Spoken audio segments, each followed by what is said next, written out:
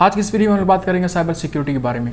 आज के ज़माने में साइबर सिक्योरिटी बहुत ज़्यादा इंपॉर्टेंट हो गई है हमारी लाइफ में।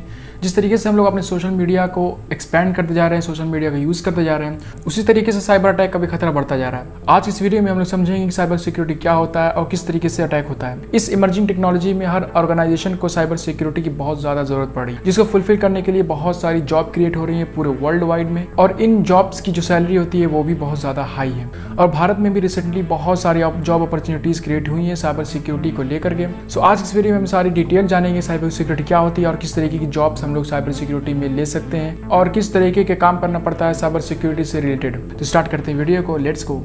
आज लगभग 61% इंडस्ट्रियल एक्सचेंज इंटरनेट पे हो रहे हैं। Advance technology like cloud services, mobile phone, e commerce, internet banking, वो सारी चीज़ें इंटरनेट पे ही बेसिस हैं। और इंटरनेट पे जो भी बेस है वो कहीं ना कहीं साइबर थ्रेट बन सकता है। साइबर सिक्योरिटी अटैक कई प्रकार के होते हैं, लाइक आपका मेलवेयर अटैक हो गया, फिशिंग हो गई, स्कल इंजेक्शन हो गया। वो सारी चीज़ें करके अटैकर, हैकर पैसे के लिए या अपने कंप्यूटर का डेटा को चुराने के लिए ये सारी चीज़ें करते हैं।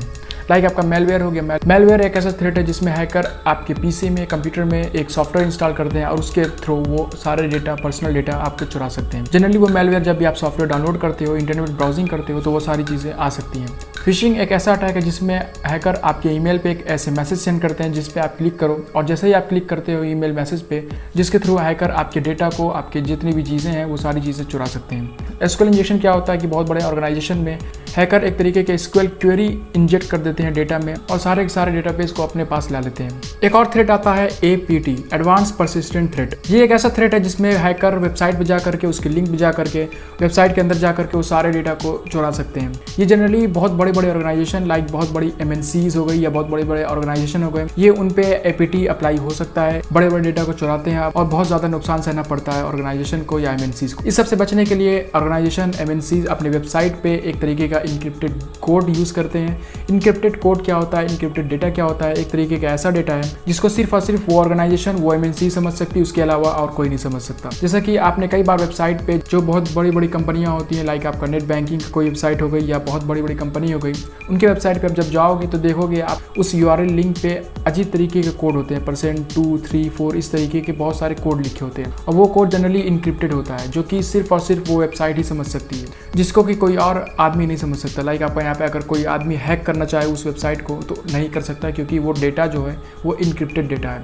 उसको सिर्फ और सिर्फ वही ऑर्गेनाइजेशन, वही कंपनी समझ सकती है। इसी इनक्रिप्टेड डेटा का यूज़ करके बहुत बड़ी बड़ी MNCs कंपनीज अपने URL लिंक को, अपने वेबसाइट को एक तरीके से सिक्योर बनाती हैं। साइबर अटैक में एक बहुत ज़्यादा इंपॉर्टेंट चीज़ आती है डेटा ब्रीच की। डेटा ब्रीच एक ऐसा अटैक है जिसमें कि कई सारे पर्सनल डेटा यूज़र के चुरा लिए जाते हैं। फॉर एग्जांपल, एक छोटा सा एग्जांपल यहाँ पे है उबर का। उबर बहुत बड़ी और मशहूर कंपनी है जिसमें कि जनरली डेटा ब्रीच का केस सामने आया, जिसमें कि 57 मिलियन उबर यूज़र और 60 लाख ड्राइवर्स का डेटा को चुरा लिया गया था। उस डेटा की वजह से कोई नुकसान ना हो, उस वजह से उबर कंपनी ने उन 2 हैकरों को $1 लाख दिए ताकि वो डेटा डिस्ट्रॉय कर दें। इसी तरीके के बहुत सारी कंपनी के लॉस होते रहते हैं। सबसे बड़ा मेजर कंसर्न है साइबर सिक्योरिटी हर कंपनी को लेकर के, MNCs हो चाहे बड़ी बड़ी ऑर्गेनाइजेशन हो, साइबर सिक्योरिटी एक बहुत बड़ा कंसर्न रहता है उनके दिमाग में। हाल ही में स्टडी में पाया गया कि 5 साल में $6 ट्रिलियन का साइबर अटैक की वजह से नुकसान हो सकता है। तो ये होता है साइबर क्राइम, जिसमें कि एक ग्रुप या तो कोई एक अकेला हैकर किसी भी बड़ी बड़ी कंपनियां को या छोटी मोटी भी कंपनी को हैक करके या तो आपके पर्सनल डेटा को हैक करके आपको ब्लैकमेल कर सकता है, और जिसकी वजह से बहुत सारी प्रॉब्लम क्रिएट होती हैं। उन सारी चीज़ों से बचने के लिए MNCs कंपनियां बहुत जॉब क्रिएट करती हैं साइबर सिक्योरिटी को लेकर के, और उन जॉब्स की अच्छी खासी सैलरी होती है। साइबर सिक्योरिटी एक ऐसी फील्ड है जिसमें कि बहुत सारी जॉब्स अभी हैं और आगे जाकर के बहुत सारी जॉब्स क्रिएट होंगी,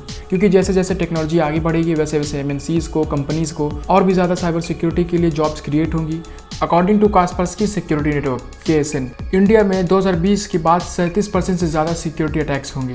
अकॉर्डिंग टू PricewaterhouseCoopers, इंडिया में लगभग 2019 में $1.09 बिलियन से $3.05 बिलियन 2022 तक।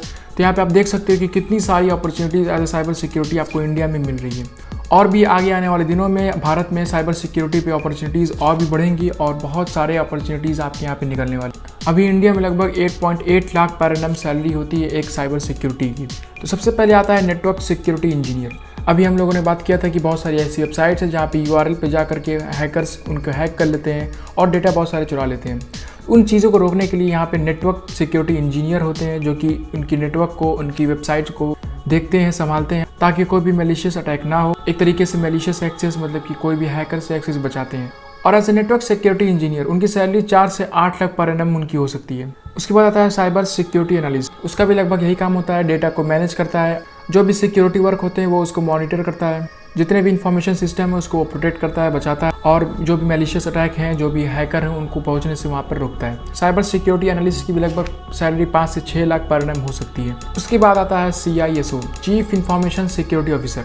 जनरली CISO उस पर वो मॉनिटर करता है, देखते हैं कि सारे काम सही तरीके से हो रहे हैं या नहीं हो रहे हैं, डेटा को अच्छे से बचाया जा रहा है कि नहीं बचाया जा रहा। तो CISO एक तरीके का ऑफिसर होता है, जितनी भी साइबर सिक्योरिटी पर वर्क कर रहे हैं लोग उनको मॉनिटर करता है, उनको देखता है, और इनकी average annual salary 23 lakh per annum तक भी वेरी कर सकती है। अब बात करते हैं चौथे पॉइंट के बारे में। अब बात करते हैं इथिकल हैकर के बारे में। इथिकल हैकर क्या होता है? जिस तरीके से किसी भी वेबसाइट को, किसी भी कंपनी को हैकर हैक करते हैं और डेटा चुराते हैं, उसी तरीके से इथिकल हैकर भी एक अच्छे हैकर होते हैं जो कि उन डेटा को, उन सिक्योरिटीज़ को एक तरीके का सिक्योरिटी प्रोवाइड करते हैं, ताकि हैकर, जो बड़े बड़े हैकर्स MNCs के ऑर्गेनाइजेशन के डेटा को हैक कर लेते हैं, उनको बचाने के लिए, उनको इनक्रिप्ट करने के लिए इथिकल हैकर होते हैं, जो कि उस सारे डेटा को बचा के रखते हैं और सिक्योरिटी प्रोवाइड करते हैं किसी भी कंपनी को। तो इथिकल हैकर भी बहुत ज़्यादा इंपॉर्टेंट होते हैं किसी भी कंपनी के लिए, किसी भी MNCs के लिए। इथिकल हैकर की भी सैलरी जनरली 5 से 6 लाख पर एनम में वेरी कर सकती है। तो यही था आज की इस वीडियो में कि किस तरीके से साइबर सिक्योरिटी वर्क करता है, किस तरीके से अटैक्स होते हैं, और क्या कौन कौन सी जॉब अपॉर्चुनिटी साइबर सिक्योरिटी में। साइबर सिक्योरिटी एक ऐसा पूल है IT का जहाँ पे जॉब की कमी कभी नहीं होगी। आगे आने वाली टेक्नोलॉजी में साइबर सिक्योरिटी की इंप्रूवमेंट और भी ज़्यादा होगी, साइबर सिक्योरिटी में जॉब और भी ज़्यादा क्रिएट होंगी। तो आई होप कि आपको ये वीडियो पसंद आई होगी। अगर आपको पसंद आई तो इस चैनल को सब्सक्राइब करना, लाइक करना और दोस्तों में जरूर शेयर करना। तो आज इस वीडियो में बस इतना ही, मिलते हैं अगली वीडियो में, तब तक के लिए जय हिंद।